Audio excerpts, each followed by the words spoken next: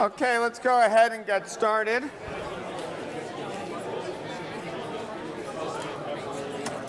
I'm going to leave this up because it's a cool picture of roller coasters and we'll come back to it. Quiz. Very good.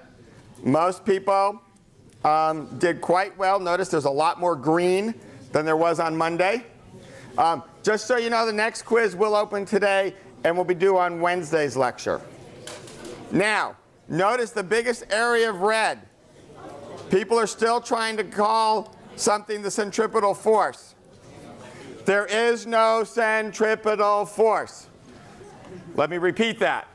There is no centripetal force.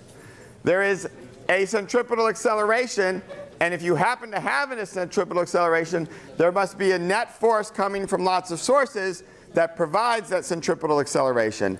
But it'll be usually a combination of many forces, and there is no force that is the centripetal force. So keep that in mind. Other than that, quiz looked very good. Now, the other great thing from the quiz, and I'm going to put up this nice comment from it.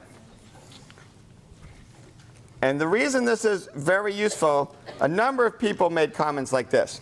Okay?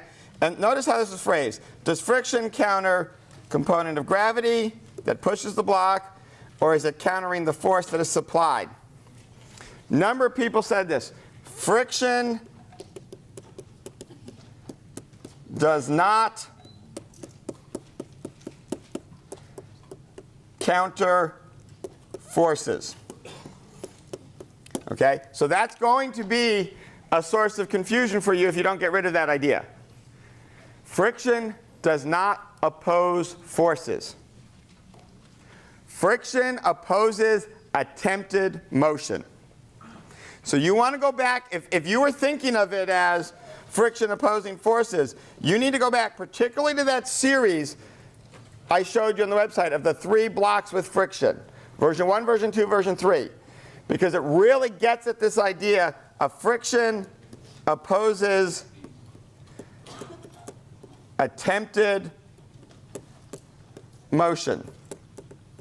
Also, the 2 blocks on top of each other, additional podcast, focuses on how do you identify the attempted motion that friction is going to oppose. And remember, it's tricky. Because if I ask myself, how do I walk forward, you would think my attempted motion is moving forward, and so friction should be backwards. But the attempted motion is my foot pushing backwards on the floor. Okay, so the attempted motion is sliding backwards, so friction is forward and actually makes me move. Friction is moving you forward. So that, notice there's no force friction is opposing in that case. Because that's not what friction does. Friction opposes an attempted motion. Questions on that? I'm really good that this was asked on the quiz in exactly this way, because it does highlight one of the challenges with friction. Now, the other thing just to keep in mind, if you go back and look at it, kinetic friction does show up whenever the object is moving. Whether it's moving at constant velocity or whether it's moving with a change in velocity, you use kinetic friction. Static friction is literally that, static, when it is not moving. And when it's just about to move, but it's not moving yet and it's not accelerating yet, that's still static friction. Once it starts moving, that's kinetic friction. And again, that sequence on the blocks on the ramp will hopefully clarify that. Questions? So today, we are doing circular motion. And we're going to look at what happens with, actually, I don't want the arrow, centripetal acceleration with the magnitude v squared over r. And it's always in the direction, we're going to see what that means, radially inward. And it could be an instantaneous acceleration if v is changing.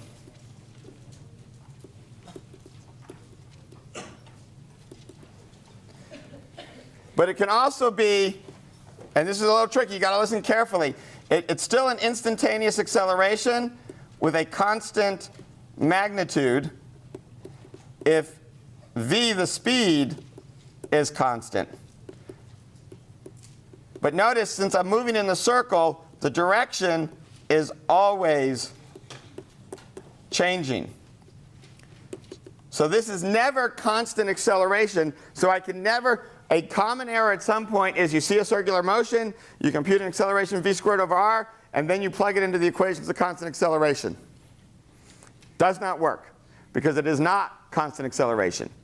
Because the direction, as I move in a circle, right, here's my spinning thing in a circle, right, as I move in a circle, the direction of radially inward is always changing. So the direction is always changing. Now, the other thing is there are lots and lots of places where you get circles, which is why I wanted to keep the roller coaster up. You should be able to see right here, these are vertical loop-the-loops, right?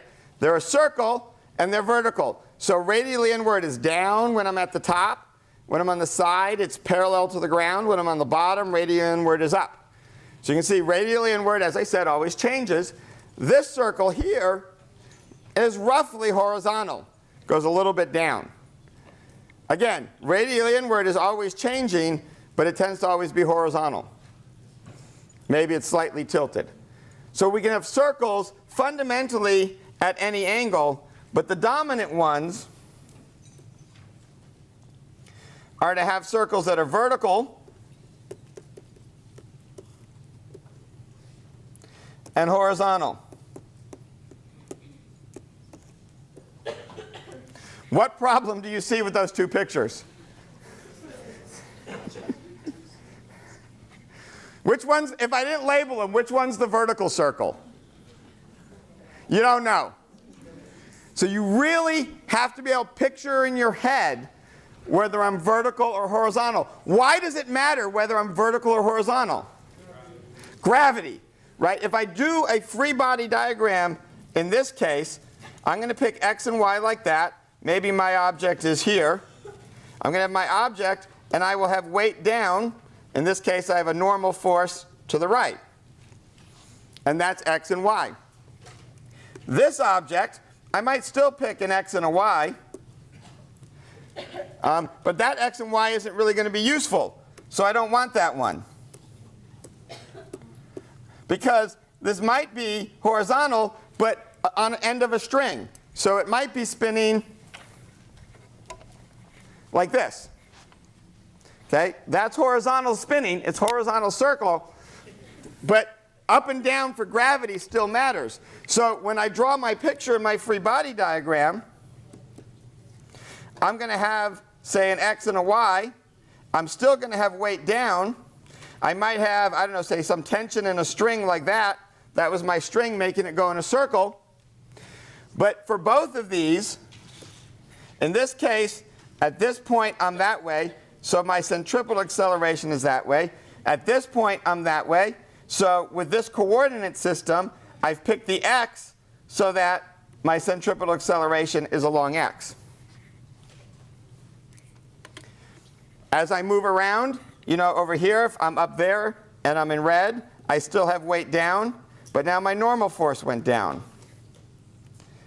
Notice in this case, if I moved over here, and of course, my centripetal acceleration is now down. If I move here in this one, weight is still down.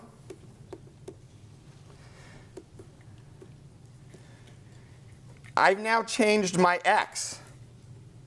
X is now that way.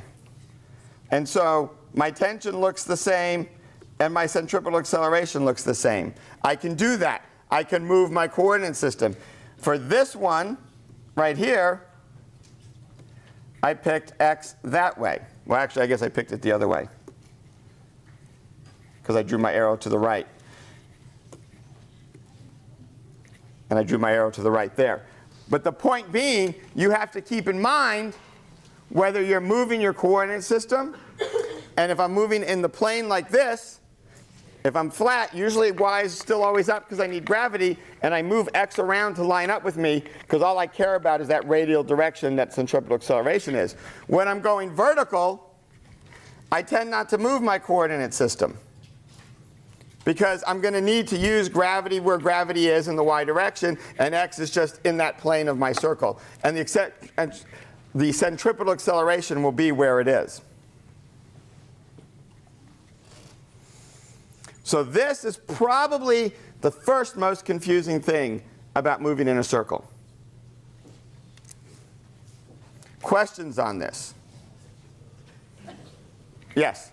The acceleration from centripetal acceleration is always towards the center of the circle, but objects in a circle tend to move toward the center of the circle. They are. That's why they have their acceleration. So we're going to do that in more detail. But notice, when I move from here to here, I've moved towards the center. I am now closer to the center than I was before. Now, notice, right, acceleration is the change in direction of your velocity as well as the magnitude. It doesn't necessarily mean the direction you're moving in. And that's what the biggest pictorial confusion comes from. And we're going to do a lot with this. If my velocity is that way, and my acceleration is that way, all that tells me is in the next time instant, I'm going to be moving a little bit down. I've changed my velocity in the direction of my acceleration. It does not mean in the next instant I am moving radially inward. And since my velocity was that way, in the time it took me to move down a little bit, I physically moved over a little bit. So moving over a little bit and down a little bit, over a little bit and down a little bit, and constantly doing that makes a circle. So it's the centripetal acceleration that is really why you're moving in a circle. So you know when you're moving in a circle, you have centripetal acceleration. They go together. It's kind of an if and only if thing. And you'll see that in some of the examples we do. There's another question. Yeah? Which one has a greater magnitude, the tension or gravity, or the normal quantity of gravity? Say that in here? We don't know anything yet about the relative magnitudes of these. Notice in the vertical case at this point, they're at a right angle. And remember, any two things at a right angle are independent. So in this case, what we would see is the normal force being in the direction of the centripetal acceleration is completely responsible for it. And gravity has nothing to do with the centripetal acceleration. It has to do with speeding you up as you go down the circle. When we do a loop-the-loop, your speed is changing as you go around. And we'll see that. Over here, notice what's happening in this picture. The tension now has two components. One in the direction of gravity, and one in the direction of my centripetal acceleration. So depending on the relative magnitude of the component that's opposite gravity, that'll determine if I can stay flat in a circle, right? So if I can spin this flat in a circle, I have no acceleration vertically. Since I have no acceleration vertically, the component of tension has to cancel weight. If I spin it, and it does this,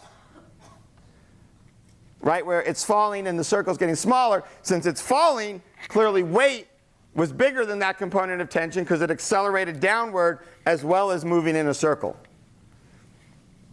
Tricky enough? So that's, you just have to always pick two perpendicular directions, think in terms of components with forces. You really have to. It's the best way to picture it. And then ask, what is the acceleration in each of those two directions? And often one will be 0 and one will not be 0, but sometimes they'll both be non-zero. Excellent questions. Any more? Yes? Can you pick the circle, the perimeter of the circle with one of our coordinates? Be a little more clear, specific about what you mean.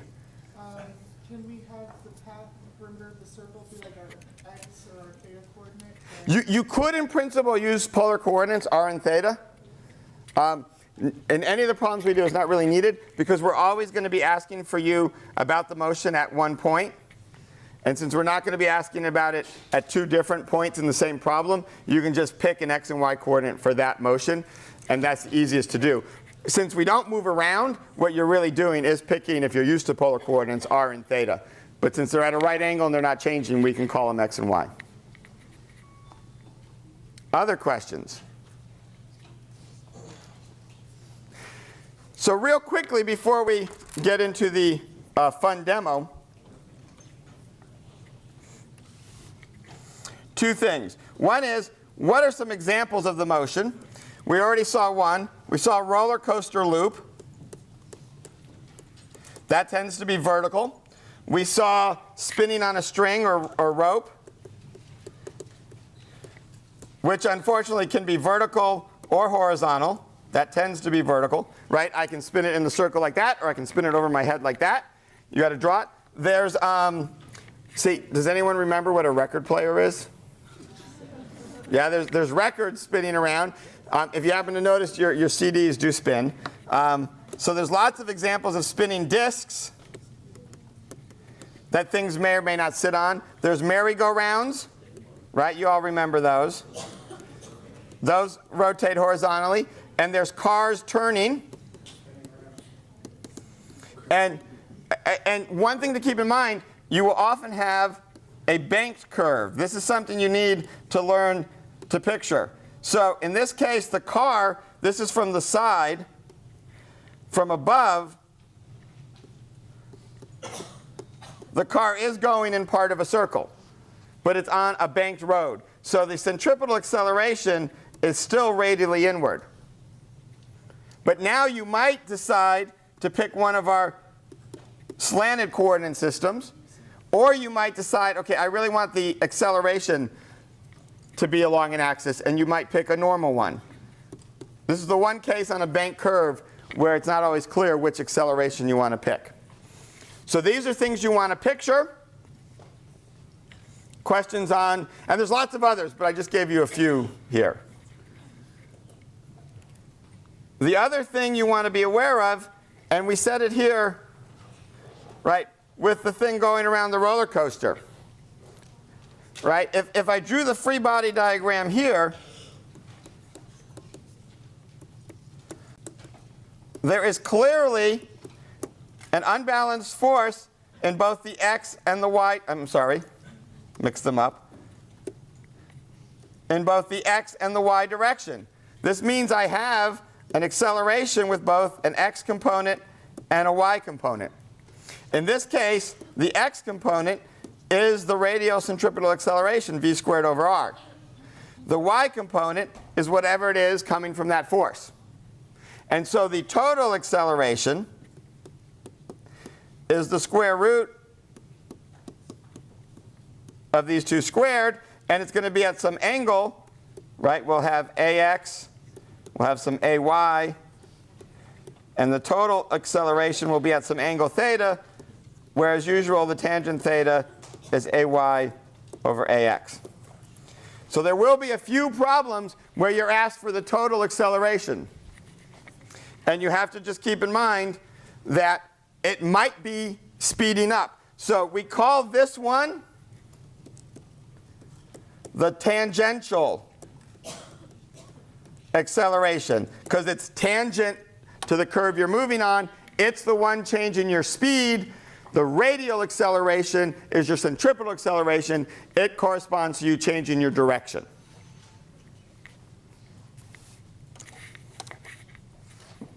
Questions? Now we have some fun. Oh, yeah, sorry, question.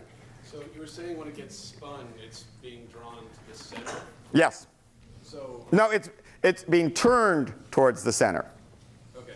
Because I'm thinking about like carnival rides that spin, they kind of push you outward. No, you're actually being turned towards the center. If you weren't being turned towards the center, you'd leave the ride.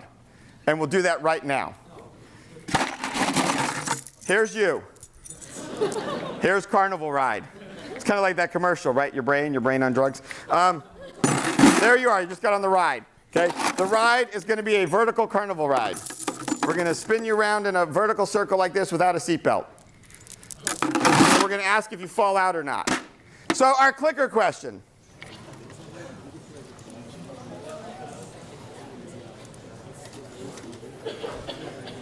Now, this one is phrased as water in the bucket. we're going to go to water in a minute. I don't like to start with water. I like to start because I got to warm up. You know, it takes a lot of effort here. This is like SeaWorld, by the way. Those in the front 3 rows, you may get wet today. I'm going to spin it around, and the question is it going to fall out no matter how fast I spin it? Will it stay in if I spin it fast enough, or there's really nothing in the bucket and I'm cheating you? So most people think if I spin it fast enough, it stays in. So sure enough, it stays in. And as I slow down, you can hear it starting to fall out. And we're going to come back to that. So now, the question is, will this work with water?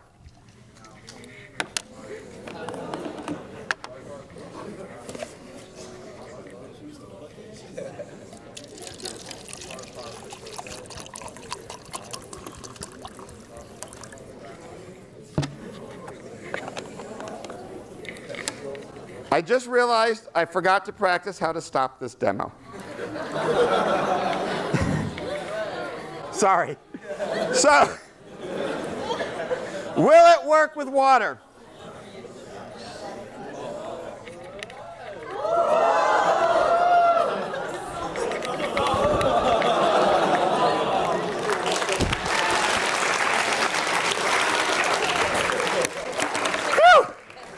Oh, wait, I put the cap on. That would have been bad to spill the water at the last minute. So it even works with water. So you would have been perfectly safe without your seatbelt. Until you tried to get off the ride. Okay, so it works with water. And the real question is why, right? What is happening here? And this gets to the whole issue of moving in a circle. And what does it really mean? So if we look at the top of the swing, because that's really the most dangerous point where we expect to fall out. We're completely upside down. And we were to ask for a free body diagram on ourselves. Now, there is kind of the sides to the bucket. So there could be some friction there that helps hold you on. But you know, this was water. There is not really any friction between the water and the sides of the cup. It pours out quite easily, as I demonstrated at the end when I spilt it all over everything.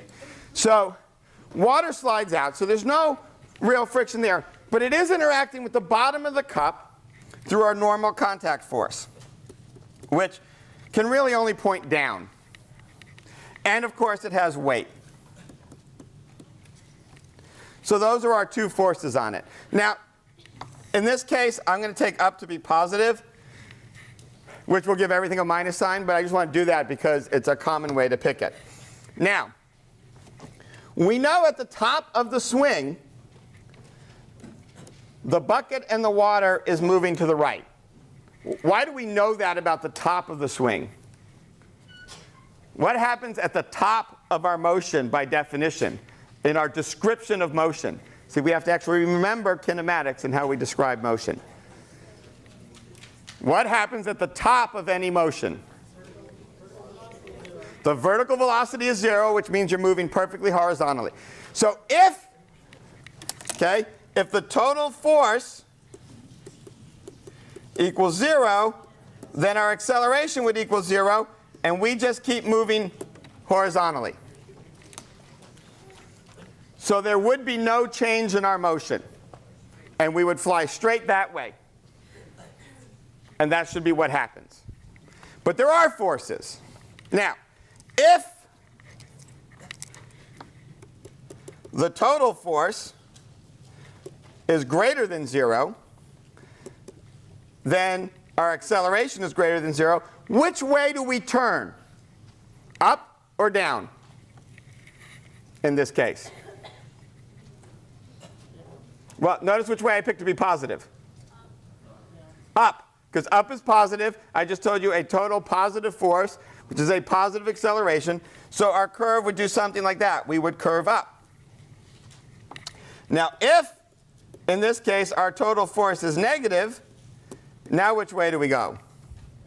Down. Notice the positive and negative isn't really the relevant thing. It's whether the force is down or the force is up. which we've defined from our plus and minus sign for a coordinate.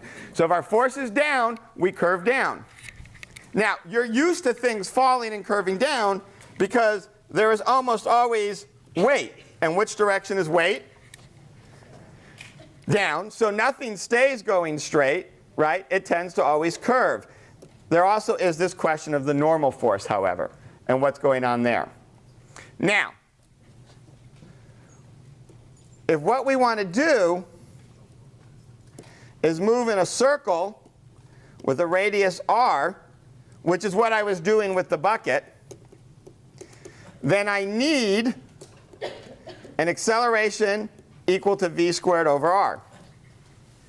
That's what centripetal acceleration means. If I'm going to go in that particular, so this is a special case of a down curve. And so what do we need to do? We look at it the following way. We write down what's going on, and I'm going to write f normal in red, and I'm going to currently make it just positive. Because I'm going to say we don't know which way it is yet. And then we know weight is down. And the question is, and that therefore, whoops, and I'm going to write in mg for weight. And we know that has to, if we want it to go in a circle, equal minus mv squared over r. And that will make us go in a circle. Now, this means if g equals v squared over r, then Fn equals 0 to go in a circle. Right? Because if g is going to equal that, I can't have any Fn. And this would be what we call just make it. Because my normal force went to 0. Now, what happens then if g is less than v squared over r? Or I'm going faster. Anyone want to say what would happen then if g is less than v squared over r? To achieve my circular motion, two things have to now happen.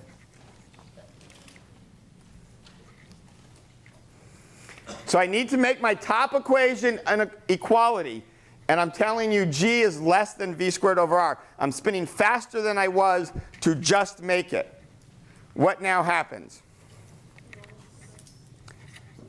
Has to have some value, positive or negative?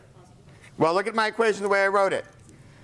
If this is too small and this is a negative number, what must this be?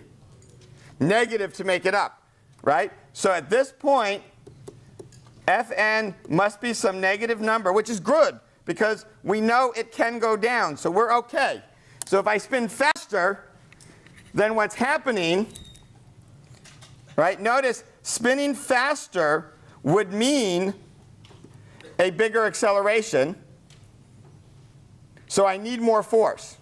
So to achieve my spinning faster, I suddenly need to use my normal force, which is down and negative. If I go too slow, so if g is greater than v squared over r, which is going slower, we want Fn to be positive, which it cannot be unless I'm also attached. So if you have a seat belt, or if you're physically attached to the track, or if you're super glued to your seat, right? Then your normal force can point up. Right? If I'm physically attached, my normal force can point up, which is what I need to keep me up in the circle. So this case, if my red line is the circle I want,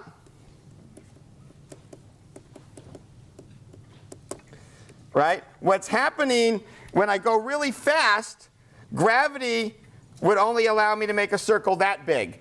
And the normal force pulls me in and lets me achieve my circle, pushes me in.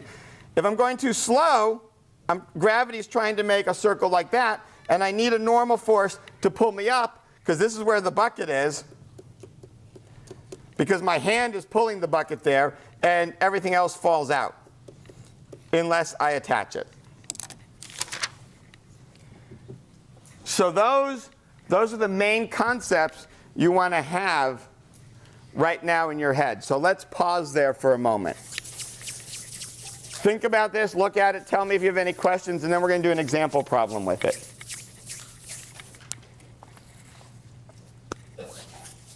There's a lot on this slide. Yes? What are the units for v squared? So v squared over r, the whole thing is an acceleration. V squared is meters squared over second squared. So when I divide by a radius, I get meters per second squared. So what is something, if you look at this and we're trying to explain to someone, what is one thing you can take away from this? What happens to the normal force? Does it have a set single value? Yes or no? No. The value of the normal force will change depending on the situation and what it needs to be. We already saw that with a ramp, right? When I put something flat, right now the normal force on me is equal to what? My weight, mg. As soon as I'm on the side of a hill, gravity's down, normal force is perpendicular, it's less than that. It changes. Now, when I'm spinning around in circles, it gets even more complicated because the normal force can adjust as needed. Now, if I'm throwing in friction, particularly static friction, that gets even worse, right? Because the normal force can adjust as needed. Static friction is less than or equal to the normal force. It can adjust as needed. So you got two things that are adjusting, so you got to pay attention to them. So you can see where the problems might be. Questions?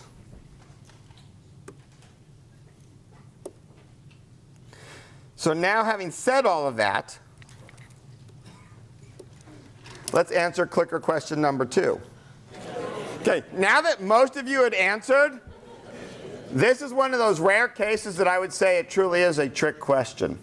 And we're done. It is D. And the reason it's D is it's inertia that is generating the normal force. And what do I mean by that? Right? Inertia is our tendency to keep moving in the same direction we've been moving. So at the top, I want to keep moving straight. The bucket, I had extra chain in there. The bucket's moving down, and I'm trying to move straight.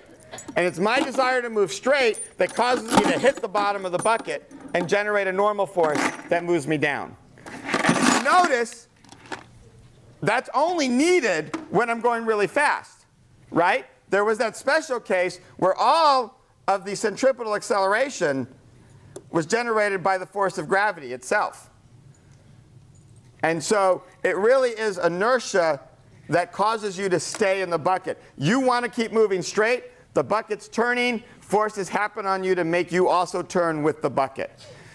So it's a subtle point. You know, it's not really one I would ask specifically on a test in this way. But it's important for you to realize when you look at any of these situations, the objects want to keep moving straight. So they're only going to turn if there's a force on them to generate that change in velocity. And that force can be from many, many different sources. And so you have to pay attention to all of them. So let's go to the problem.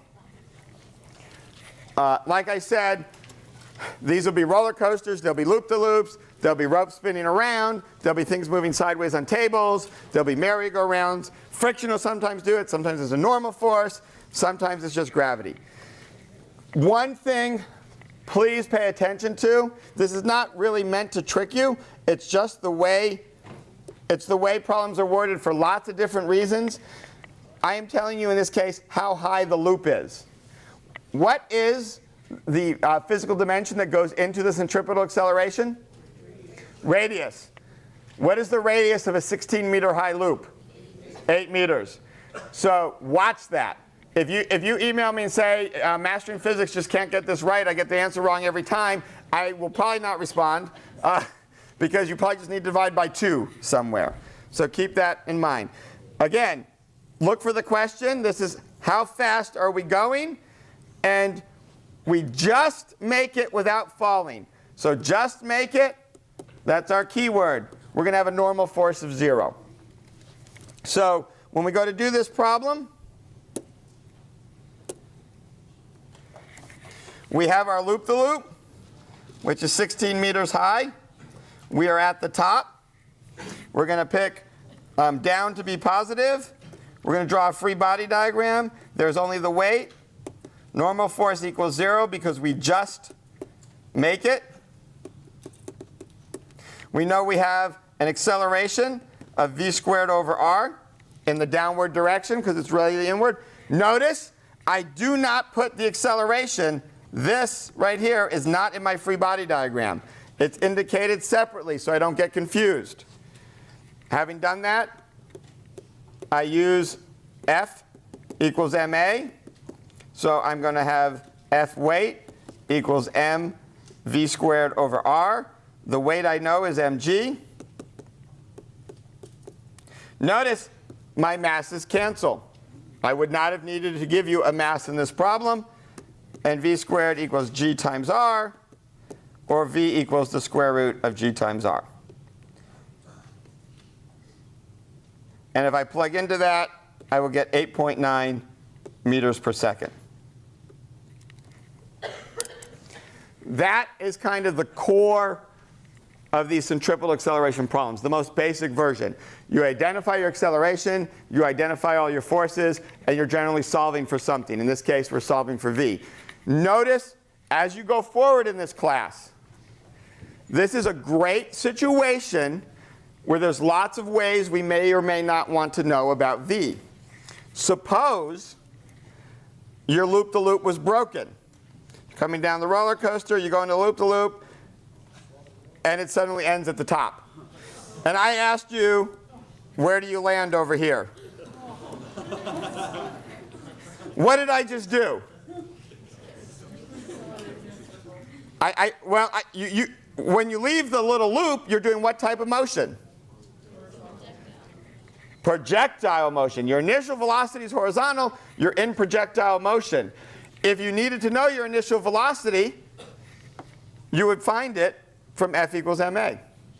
Because up until this point, just as you leave, you are doing circular motion. You know you just make it. You know the acceleration right here was v squared over r. So you know now you're flying through the air at some speed 8.9 meters per second horizontally. You are no longer doing centripetal acceleration because you are no longer in a circle. You now only have gravity and its projectile motion, and you use everything we did from the first 3 weeks. I've now connected 2 problems, and you hopefully don't land too far away and too hard. Questions on that? Now we look at the second part of the problem. By the way, I really encourage most of the problems you do in this section, stop and think, okay, how could Professor Dennin turn that into this plus a kinematics question? Just a hint. Think about that. Now the second part says, if we double that speed, now what's the normal force? Notice turning it around. Okay, now we know the speed, and we're going to be asked something about the forces. So now we know we're going faster, so there has to be a normal force. So there's our free body diagram. We still take down to be positive. And so now we have F normal plus mg is going to equal m v squared, let's call it 2, over r. And what we know is v2 equals twice the velocity we had before. Now you have a couple choices at this point. You could just plug in twice that velocity numerically. But as I said, I like to do these algebraically all the way to the end and then plug in. So I would plug into here.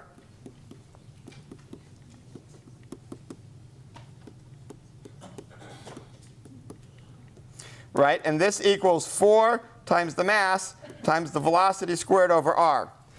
And I know what this is. I just did it up here, right? If I take that equation, which I had used, I look over here and I see, oh, velocity squared over r is just g. And so now this equals 4mg. And now I have F normal plus mg equals 4mg, which tells me F normal just equals 3mg.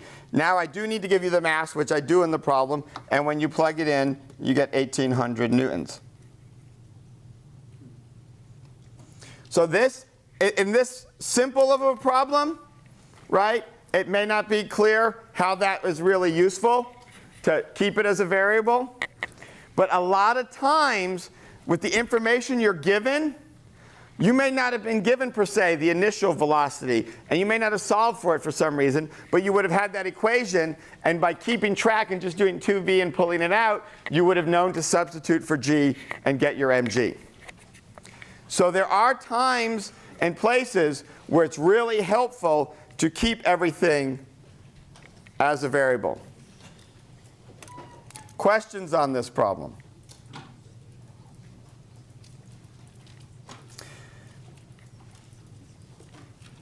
Yeah, questions? Or? 2 questions. Sure. What was the initial circle? That was given as the 16 meters right there. Now, real quickly, so let's just review this so you have kind of an overview going into the weekend as you got till Sunday to finish all this homework.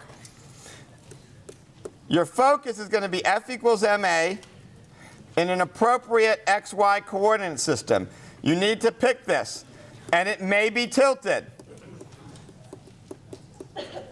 You need to ask, what are all the interactions going on? Do I have weight? Do I have friction? What type?